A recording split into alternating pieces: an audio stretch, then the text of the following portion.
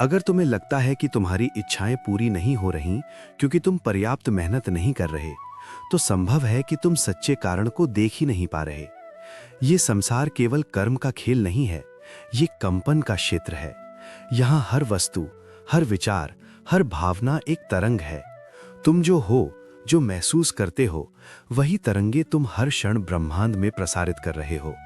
और ब्रह्मांड किसी भाषा को नहीं समझता, वो केवल कंपन को पहचानता है। बहुत लोगों ने ये मान लिया है कि अगर वे बार बार किसी चीज के बारे में सोचेंगे, उसे बोलेंगे, उसे चाहेंगे, तो वो चीज अपने आप उनके जीवन में आ जाएगी। लेकिन वास्तविकता इससे कहीं गहरी है। सोच एक सतही प्रक्रिया है, भावना एक गहरी लहर है, और अस्तित्व वही असली प्रसारण है। ब्रह्मांड तुम्हारे शब्द नहीं सुनता, वो तुम्हारे होने को अनुभव करता है। प्राचीन भारत में ऋषियों ने इसे अलग शब्दों में कहा था। उन्होंने कहा था, यथा पिंडे तथा ब्रह्मांडे।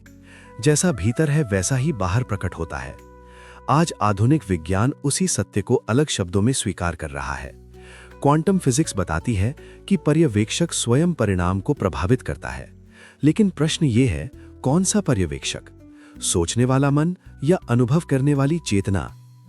जब तुम किसी इच्छा के बारे में सोचते हो लेकिन भीतर भय, संदेह, अधीरता या कमी का भाव छुपा होता है, तब तुम्हारी सोच और तुम्हारा कंपन एक दूसरे के विरोध में खड़े हो जाते हैं। बाहर से तुम कह रहे होते हो, मैं चाहता हूं, लेकिन भीतर से तुम्हारी ऊर्जा कह रही होती है, मेरे पास नहीं है। और ब्रह्मांड हमेशा भीतर की भाषा सुनता है। यही कारण है कि कुछ लोग बिना अधिक प्रयास के अवसरों को अपनी ओर आते हुए देखते हैं, जबकि कुछ लोग जीवन भर मेहनत करते रहते हैं और फिर भी वही परिस्थितियां दोहराई जाती हैं। अंतर उनकी सोच में नहीं, उनके कंपन में होता है। उनका शरीर, उनकी भावनाएं, उनकी उपस्थिति, सब कुछ एक ही लय में होता है। अब जरा एक क्षण के लिए रुककर ये महसूस करो कि इस समय तुम्हारा शरीर क्या कह रहा है। क्या उसमें सहजता है या तनाव? क्या सांसें गहरी हैं या उथली? क्योंकि कंपन केवल विचारों से नहीं बनता, वो शरीर के माध्यम से प्रसारित होता है। एक शांत शरीर, एक स्थिर तंत्रिका तंत्र, ये स्वयं में एक शक्तिशाली संकेत है। जब कोई साधक ध्यान में बैठता है तो वो ब्रह्मांड को आदेश नहीं देता, वो स्वयं को एक ऐसी स्थिति में ले जाता है जहां आदेश की आवश्यकता ही नहीं रहती। वो उस तरंग में उतर जाता है जहां ब्रह्मांड और वो अलग नहीं रह जाते। यही वो अवस्था है जिसे वेदों में नाद ब्रह्म कहा गया, जहां अस्तित्व स्वयं एक ध्वनि बन जाता है। आज की दुनिया ने इस गहराई को खो दिया है। यहां सब कुछ तेज है, सोच, निर्णय, अपेक्षाएं। लेकिन कंपन की दुनिया में जल्दबाजी का कोई स्थान नहीं। यहां स्पष्टता चाहिए, स्थिरता चाहिए। एक अस्थिर संकेत का उत्तर हमेशा भ्रमित परिस्थितियों के रूप में मिलता है। कल्पना करो कि तुम रेडियो पर कोई स्टेशन पकड़ने की कोशिश कर रहे हो, लेकिन कभी आवाज आती है, कभी शोर। ठीक यही स्थिति उस व्यक्ति की होती है जो एक दिन विश्वास में होता है और अगले दिन डर में। ब्रह्मांड के लिए ये एक अस्थिर संकेत है। इसलिए पहला नियम ये नहीं है कि तुम क्या चाहते हो, पहला नियम ये है कि तुम किस अवस्था में जी रहे हो, क्योंकि वही अवस्था तुम्हारी वास्तविक प्रार्थना है। शब्द तो केवल सजावट है, असली मंत्र वो भावना है जो तुम्हारे भीतर लगातार बह रही है। आर्षि याज्ञवल्क्य ने कहा था कि जब तक आत्मा स्वयं को पूर्ण नहीं मानती, तब तक वो संसार से पूर्णता की भीख मांगती रहती है। आज की भाषा में कहें तो जब तक तुम्हारा कंपन कमी का है, तब तक तुम जो भी चाहोगे वो भी कमी के रास्ते से ही आएगा। यही वो बिंदु है जहां लॉ ऑफ अट्रैक्शन समाप्त होता है और लॉ ऑफ वाइब्रेशन शुरू होता है। आकर्षण कहता है सोचो और पाओ, कंपन कहता है बनो और अनुभव करो। एक प्रयास पर आधारित है, दूसरा अस्तित्व पर। जब तुम किसी लक्ष्य को पाने की कोशिश करते हो तो तुम स्वयं को उससे अलग मानते हो, लेकिन जब तुम उस अवस्था में जीने लगते हो तो दूरी समाप्त हो जाती है। ब्रह्मांड दूरी नहीं भरता, वो सामंजस्य बनाता है। अब प्रश्न उठता है, क्या ये सब केवल दर्शन है या इसका व्यावहारिक अर्थ भी है? इसका उत्तर अगले भाग में और स्पष्ट होगा, लेकिन अभी के लिए केवल इतना समझो कि तुम्हारी हर भावना, हर प्रतिक्रिया, हर आदत, ये सब मिलकर तुम्हारा कंपन बनाती है, और वही कंपन तुम्हारे जीवन की घटनाओं को आकार देता है। ये कोई जादू नहीं है, ये कोई चमत्कार नहीं है, ये एक शांत, स्थिर और अटल नियम है। तुम जिस ऊर्जा में रहते हो वही ऊर्जा तुम्हारे अनुभव बन जाती है। और शायद पहली बार तुम्हें यह समझने की जरूरत नहीं है कि तुम क्या बदलना चाहते हो, बल्कि ये देखने की जरूरत है कि तुम किस अवस्था में लगातार बने हुए हो। यहीं से यात्रा शुरू होती है, सोच से आगे, इच्छा से आगे, कंपन की सच्चाई की ओर। अब तक तुम ये समझ चुके हो कि ब्रह्मांड तुम्हारे शब्दों या इच्छाओं से नहीं, बल्कि तुम्हारी आंतरिक अवस्था से प्रतिक्रिया करता है। लेकिन यहां एक और गहरी सच्चाई छुपी हुई है, जिसे अक्सर नजरअंदाज कर दिया जाता है। वो ये कि तुम्हारी चेतना अकेले कंपन नहीं बनाती। तुम्हारा शरीर, तुम्हारा तंत्रिका तंत्र, तुम्हारी सांसें, तुम्हारी भावनात्मक स्मृतियां, ये सभी मिलकर वो संकेत बनाते हैं जिसे ब्रह्मांड सुनता है। अधिकतर लोग सोचते हैं कि उनका मन ही उनकी शक्ति है, लेकिन मन केवल दिशा देता है। वास्तविक शक्ति उस ऊर्जा में होती है जो शरीर के माध्यम से बहती है। यदि तुम्हारे विचार सकारात्मक हैं, लेकिन तुम्हारा शरीर तनाव, भय और असुरक्षा में जी रहा है, तो ब्रह्मांड को जो संकेत मिलेगा वो सोच का नहीं, तनाव का होगा। यही कारण है कि लोग सही बातें सोचते हैं, सही शब्द बोलते हैं, लेकिन परिणाम उल्टे आते हैं। क्वांटम विज्ञान ये कहता है कि हर कण एक तरंग भी है, लेकिन वो तरंग तभी स्थिर परिणाम देती है जब वो सुसंगत हो। असंगत तरंगें शोर पैदा करती हैं, रचना नहीं।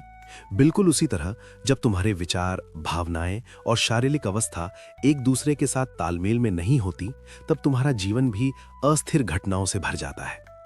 इसे समझने के लिए एक सरल उदाहरण लो। कल्पना करो कि तुम किसी से प्रेम चाहते हो। तुम मन में कहते हो कि तुम्हें सच्चा संबंध चाहिए, लेकिन भीतर कहीं डर है कि कहीं छोड़ ना दिया जाए, कहीं चोट ना लग जाए। तुम्हारा शरीर सतर्क रहता है, सांसें उथली होती हैं, हृदय सिकुड़ा रहता है।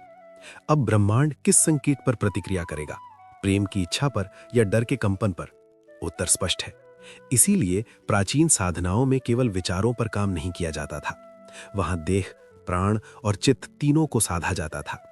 योग, प्राणायाम और ध्यान केवल मानसिक शांति के लिए नहीं थे, बल्कि कंपन को शुद्ध और स्थिर करने के लिए थे। आर्य जानते थे कि अस्थिर देह में स्थिर चेतना नहीं उतर सकती।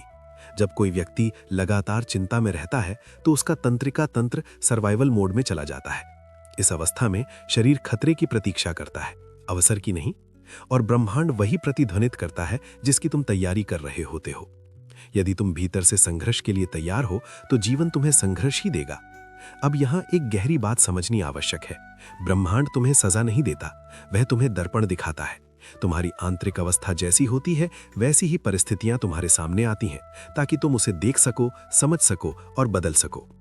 इसलिए हर अटका हुआ अनुभव एक संदेश है, कोई अभिशाप नहीं। लॉ ऑफ अट्रैक्शन ये मानता है कि सोच ही सब कुछ है, लेकिन लॉ ऑफ रेजोनेंस ये बताता है कि सोच तब तक अधूरी है जब तक वो अनुभूति में न बदले। अनुभूति का अर्थ है शरीर में वो स्थिति जीना, अभी, इसी क्षण, बिना परिणाम की प्रतीक्षा किए। जब तुम किसी लक्ष्य को पाने की कोशिश कर रहे होते हो, तब तुम्हारा कंपन अभी नहीं है की अवस्था में होता है। लेकिन जब तुम उस लक्ष्य के अनुरूप जीने लगते हो, तब तुम्हारा कंपन ये अभी है की स्थिति में प्रवेश करता है। यही सूक्ष्म अंतर पूरे परिणाम को बदल देता है। इसका अर्थ ये नहीं है कि तुम कल्पना में जीने लगो या वास्तविकता से भागने लगो। इसका अर्थ ये है कि तुम अपनी आंतरिक स्थिति को उस व्यक्ति के अनुरूप बनाओ जो पहले से संतुलित, सुरक्षित और पूर्ण है, क्योंकि पूर्णता से ही स्पष्ट संकेत निकलता है। प्राचीन ग्रंथों में इसे स्थिति प्रज्ञ कहा गया। एक ऐसी चेतना जो परिस्थितियों से हिलती नहीं। जब व्यक्ति इस अवस्था में होता है, तब उसकी उपस्थिति ही वातावरण को प्रभावित करने लगती है। वह कुछ कहे बिना भी प्रभाव डालता है, क्योंकि उसका कंपन स्थिर होता है। आज के समय में लोग जल्दी चाहते हैं, परिणाम, पुष्टि, प्रमाण, लेकिन कंपन का नियम अधैर्य को नहीं समझता, वह केवल निरंतरता समझता है। एक स्थिर भावना, एक शांत शरीर, एक स्पष्ट आंतरिक दिशा, यही वो भाषा है जिसे ब्रह्मांड उत्तर देता है। अब अपने आप से ये प्रश्न पूछो, जब तुम अपनी इच्छा के बारे में सोचते हो तो तुम्हारा शरीर क्या करता है? क्या वो फैलता है या सिकुड़ता है? क्या उसमें हल्कापन आता है या दबाव? यही उत्तर है कि तुम्हारा वास्तविक कंपन क्या है। जब तक ये समझ नहीं आती, तब तक लोग बाहर की दुनिया को बदलने में लगे रहते हैं। लेकिन जैसे ही ये स्पष्ट होता है, खोज भीतर की ओर मुड़ जाती है, क्योंकि बाहर वही बदलता है जो भीतर पहले बदल चुका होता है। यहां से यात्रा और गहरी होती है। अब हम केवल सिद्धांत की बात नहीं करेंगे।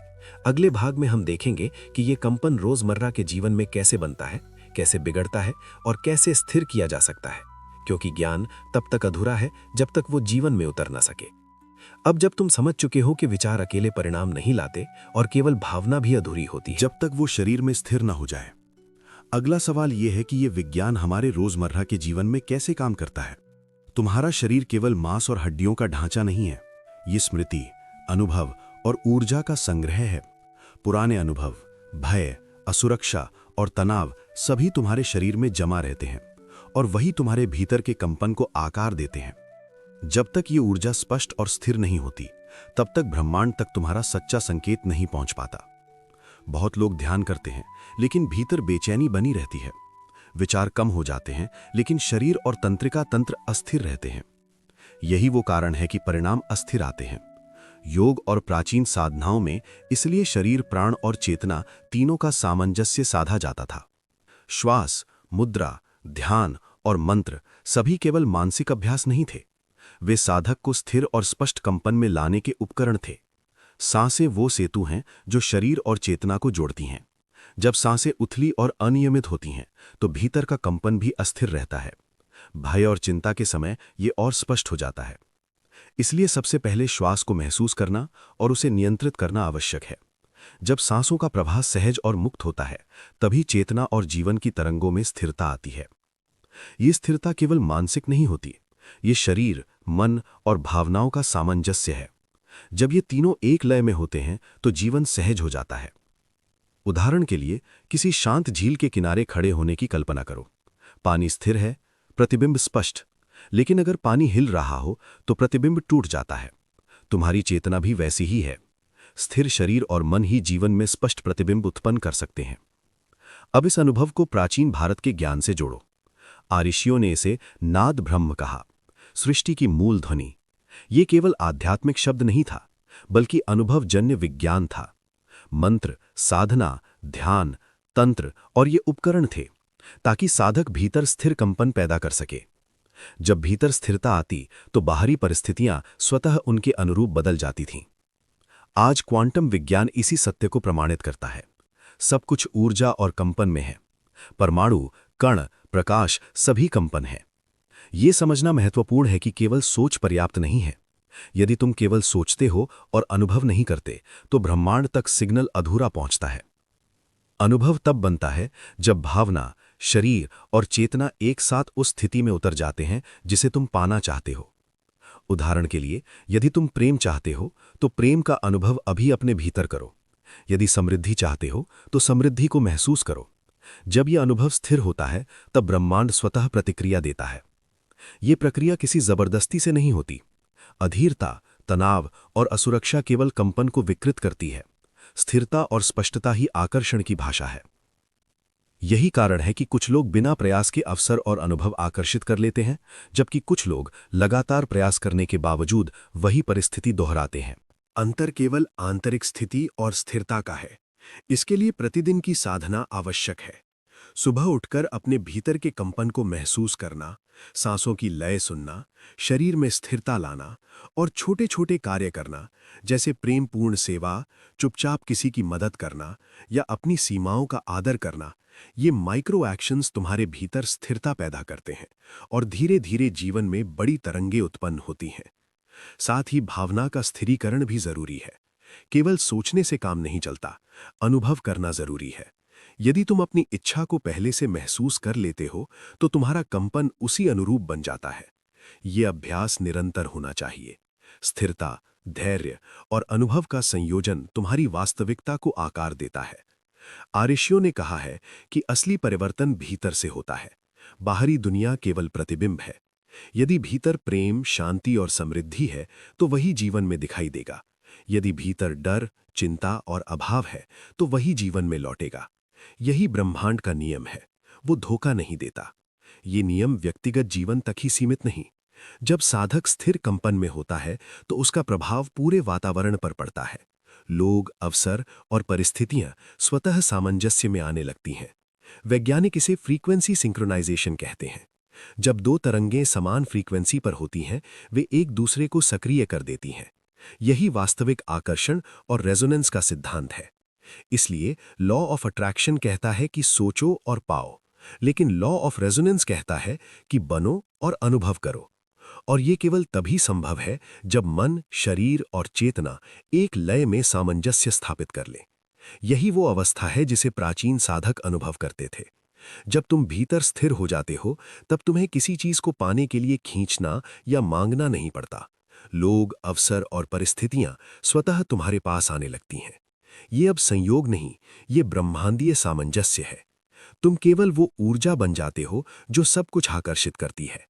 इस प्रक्रिया का सार ये है कि तुम्हें कुछ बनने की जरूरत नहीं रखते। तुम्हें केवल याद करना है कि तुम पहले से वही हो जो अनुभव करना चाहते हो। ये स्मृति लौटते ही आंतरिक कंपन स्थिर हो जाता है, और वही कंपन जीवन की घटनाओं को गढ़ने लगता है। यही सचेत सृजन की कला है। यही लॉ ऑफ वाइब्रेशन का वास्तविक रहस्य है। अब तुम्हारे जीवन में परिवर्तन केवल सोचने से नहीं, बल्कि अनुभव, स्थिरता और सामंजस्य से आता है। ये प्रक्रिया सतत अभ्यास, जागरूकता और ध्यान मांगती है। पुरानी आदतें, स्मृतियां और बाहरी परिस्थितियां कभी-कभी तुम्हारे कंपन को बाधित कर सकती हैं, लेकिन हर बाधा केवल तुम्हें आंतरिक सामंजस्य की ओर लौटने का अवसर देती है। इस प्रकार जब तुम इस ज्ञान और अभ्यास के माध्यम से स्थिरता प्राप्त करते हो, तब तुम केवल मांगने वाले नहीं रहते। तुम वो ऊर्जा बन जाते हो जो सब कुछ आकर्षित करती है। जीवन स्वतः उत्तर देने लगता है। ब्रह्मांड तुम्हारे अनुरूप सामंजस्य स्थापित करता है। और यही वो अवस्था है जहां विचार, भावना और अस्तित्व एक हो जाते हैं। तुम पहले से पूर्ण हो। तुम्हारा आंतरिक कंपन स्थिर है। अब तुम्हें केवल उसी स्थिरता में जीना है। ब्रह्मांड स्वतः तुम्हारे अनुरूप कार्य करता है। यही अंतिम सत्य है। यही वास्तविक मैनिफेस्टेशन और सहरिजन की कला है।